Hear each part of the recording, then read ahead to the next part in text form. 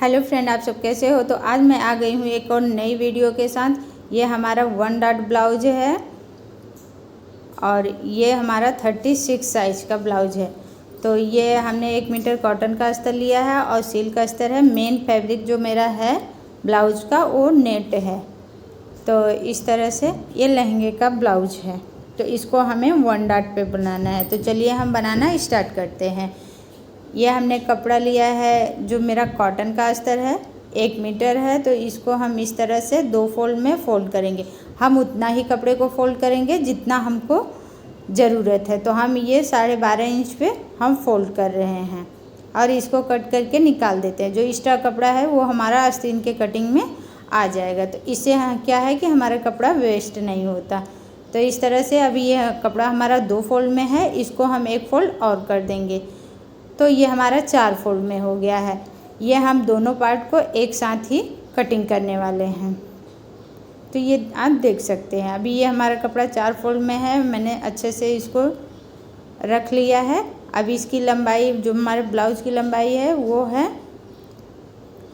14.5 inch. तो इसमें हम 1 इंच प्लस करके 15.5 इंच पे निशान लगाते हैं इस तरह से और एक सीधी लाइन बना देंगे। अब यहाँ से हमने शोल्डर रखा है। आप ये माप देख सकते हैं। हमारा दोनों साइड से ब्लाउज डीप है तो हम इसमें शोल्डर 5 इंच रखा है, आर्म होल 6.5 इंच रखा है। अब एक सीधी लाइन बना देंगे। अब ऊपर से हमने 5 इंच रखा है तो नीचे से भी हम 5 इंच पे निशान लगाएंगे और दोनों लाइन को आपस में मिला देंगे। अब हम चेस्ट का निशान लगाएंगे। चेस्ट हमारी है 36 इंच का। तो इसको 4 से डिवाइड करेंगे तो 9 इंच आएगा। 9 इंच पे मैंने निशान लगाया और 1.5 इंच मैंने सिलाई मार्जिन का निशान लगाया।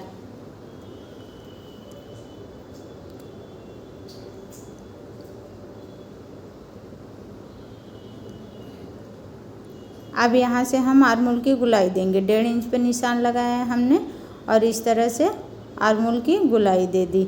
अब यहाँ से 1/2 इंच कम करते हुए हम एक निशान और लगाएंगे और आगे के पार्ट की गुलाई दे देंगे, आगे के आर्महोल की। अब हम यहाँ से 2.25 इंच पे गले का निशान लगाए विड्थ का और 7 इंच लंबाई का। तो जब हमारा आर्महोल से गला नीचे जाता है गले का निशान, तो वो हमारा डीप में आता है। अब यहाँ हम शोल्डर के बीचों बीच से इंची टेप को इस तरह से रखेंगे और हमारा शोल्डर टू अपेक्स से 10 इंच का है और 10.5 इंच का है। तो हमने 11 इंच पे निशान लगाया, 1/2 इंच एक्स्ट्रा करके, क्योंकि 1/2 इंच हमारा ऊपर शोल्डर में सिलाई मार्जिन जाएगा। अब अपेक्स टू अपेक्स हमारा 7 इंच का है तो हम इसको हाफ करेंगे तो आएगा 3.5 इंच और नीचे हमने 1/2 इंच कम करके 3 इंच पे निशान लगाया। इस तरह से हमने आगे मार्जिन नहीं दिया है क्योंकि हमें ये बैक पार्ट का हुक्का बनाना है। अब यहाँ से हम डॉट का निशान लगाएंगे। तो हमने यहाँ से डॉट रखा है 2 इंच का। अब इस तरह से दोनों लाइन को मिला देंगे। अब यहाँ से हमने 3 इंच रखा है तो 3 इंच को इस तरह से हम छोड़ के और कमर का निशान लगाएंगे। कमर हमारी 32 है, 32 को हम 4 से डिवाइड करेंगे तो आएगा 8 इंच। 8 इंच पे हमने इस तरह से निशान लगाया और 1.5 इंच सिलाई मार्जिन। अब इस तरह से हमने दोनों लाइन को आपस में मिला देंगे। अभी ये हमारा आगे के पार्ट की मार्किंग करके हो गया है। अब हम ये जो हमारी डॉट का लाइन है इसको हम मिलाएंगे। तो जितना हमारा ये डॉट आ रहा है, डॉट का निशान है, जितनी बड़ी उतना बड़ा हम इधर भी रखेंगे और इसमें जो बचेगा तो यहाँ पे हमारा 0.25 जितना बच रहा है और 1/2 इंच पे हमने इधर निशान लगाया और एक क्रॉस लाइन बना दी। तो इस तरह से देखिए हमारा मार्किंग करके हो गया है। आगे का पार्ट और पीछे का पार्ट दोनों एक साथ ही हम कट कर लेंगे। अब यहाँ हम थोड़ा सा कट कर देंगे जिससे कि हमारे गले का निशान हमें मिल जाए। अब इसको हम ओपन करके कट करेंगे, क्योंकि क्रॉस हमें आगे के पार्ट का ही करना है और पीछे का पार्ट हमारा सीधा ही रहेगा। अब ये जो फ्रंट का हमने गोलाई दिया है इसको भी हम कट कर लेंगे।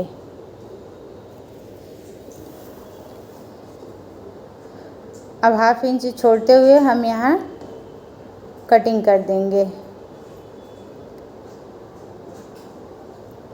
अब ये जो हमारा पीछे का पार्ट है इसमें हम फिटिंग का निशान लगाएंगे। जितना हमारा कमर है 8 इंच पे हमने निशान लगाया, 1 इंच पीछे के डॉट के लिए और 1.5 इंच सिलाई मार्जिन, और जितना एक्स्ट्रा कपड़ा हमारा बढ़ रहा है उसको हम इस तरह से कट करके निकाल देंगे। ये मेरा बढ़ा क्योंकि हमने दोनों पार्ट को एक साथ कटिंग किया था। अब हम गले का लंबाई का निशान लगाएंगे। तो गले की लंबाई हमने रखा है 12.5 इंच, लंबाई 12.5 इंच रखा है, विड्थ हमने रखा है 3 इंच। तो इस तरह से, और ऊपर से मेरा 2.25 इंच है। अब इसमें हम राउंड शेप दे देंगे, इसको भी हम कट कर लेंगे।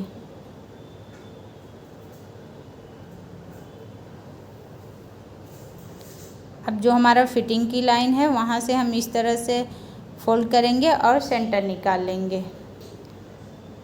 अब जो हमने सेंटर निकाला है वहाँ एक सीधी लाइन बनाएंगे, ये पीछे के डॉट के लिए। तो यहाँ से हमने 4 इंच पे निशान लगाया और हाफ इंच दोनों साइड से लेंगे और ये हमारा पीछे के कमर का डॉट हो गया है। अब ये हमारा आगे और पीछे का पार्ट दोनों कट करके रेडी हो गया है। अब हमें ये जो शॉर्टन का कपड़ा है इस पे हम रख के कट कर लेंगे।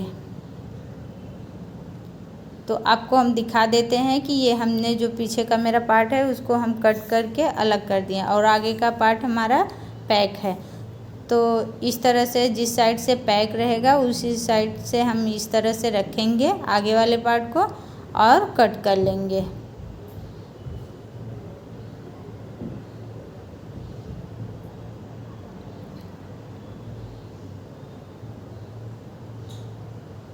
ये आगे के पार्ट का कटिंग हो गया है। अब इसी तरह से ये पीछे वाले पार्ट को भी रखेंगे हम। पीछे वाला पार्ट हमने रख के ऐसे कट कर लेंगे।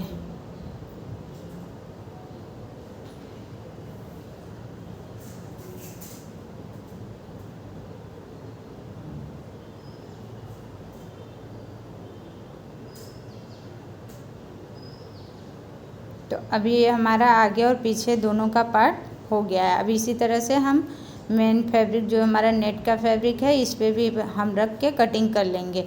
तो ये हमारे जिस कस्टमर का ब्लाउज़ है उसको जैसा इसमें शेप दिया है उसे इस तरह का ब्लाउज़ नहीं चाहिए था। इसके लिए हमने उनके पसंद से जिस टाइप का उनको ब्लाउज़ चाहिए था उसी टाइप्स का हमने बनाया है। तो 1 डॉट ब्लाउज की कटिंग सेम ऐसे होती है। गला आप छोटा बड़ा कर सकते हैं। अब इस तरह से हम रखेंगे और ये भी दोनों पार्ट्स को कट कर लेंगे।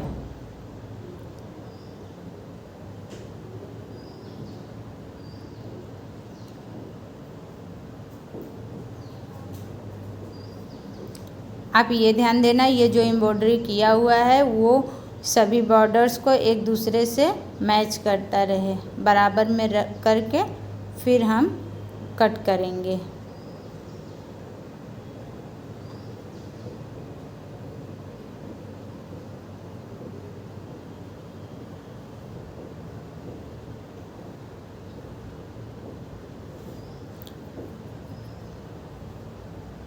तो अभी ये हमारा दोनों पार्ट कट करके हो गया है। अब हम आस्तीन की कटिंग कर लेते हैं। तो ये जो हमारा कपड़ा बचा हुआ है उसमें से हम आस्तीन निकालेंगे। तो ये हमने अस्तर को लिया है जो हमारा कॉटन का अस्तर था। इसको इस तरह से 2 फोल्ड में मैंने करके रखा। अब फिर एक फोल्ड और करेंगे। तो ये जो कपड़े की चौड़ाई है ना, वो हमारा छोटा हो रहा है, तो हम क्या करेंगे कि इसको इस तरह से रखेंगे। एक साइड हम इसमें कली अटैच करेंगे। तो जितना हमारा लंबाई है आस्तीन का लंबाई हमारा 10 इंच है, तो हमने 11 इंच पे कटिंग किया है। ये कपड़ा हमारा 11 इंच का है। अब इस तरह से हम 10 इंच पे निशान लगाएंगे। जितना हमारा चेस्ट रहेगा, आप ध्यान देना, जितना हमारा चेस्ट रहेगा, चेस्ट में हमें 4 से डिवाइड करना है और उसमें 1 इंच प्लस करके चौड़ाई, कपड़े के चौड़ाई का निशान लगाना है आस्तीन के। अब यहाँ से हमने 3.5 इंच डाउन गए हैं। अब ये 1.5 इंच पे सिलाई का मार्जिन का निशान लगाया। अब यहाँ से हम सेंटर निकालेंगे और 1/2 इंच जितना हम बाहर जाएंगे और इस तरह से हम आस्तीन के गुलाई का शेप दे देंगे। अब ये जो हमने गुलाई का शेप दिया है, ये हमारा बैक पार्ट का है। अब हम फ्रंट पार्ट की गुलाई देंगे। तो यहाँ से हम 0.25 जितना, यानी कि 2 लाइन जितना अंदर हम निशान लगाएंगे और इधर से 1 इंच पे निशान लगाएंगे और ऐसे इस तरह से करते हुए, घुमाते हुए हम आगे के आर्मूल का निशान लगा लेंगे। अब यहाँ से हम जितना हमारा मोहरी है, मोहरी हमारी थी 11 इंच, तो 5.5 इंच पे हमने निशान लगाया और 1.5 इंच सिलाई मार्जिन। अब एक निशान हमें यहाँ और लेना रहता है 5 इंच पे। इससे क्या होता है कि आस्तीन में हमारा जो बीच में झोल आता है, तो झोल नहीं आता। तो यहाँ पे हमने 6.5 इंच पे निशान लगाया और 1.5 इंच सिलाई मार्जिन। अब हम तीनों पॉइंट को एक दूसरे से मिला देंगे इस तरह से।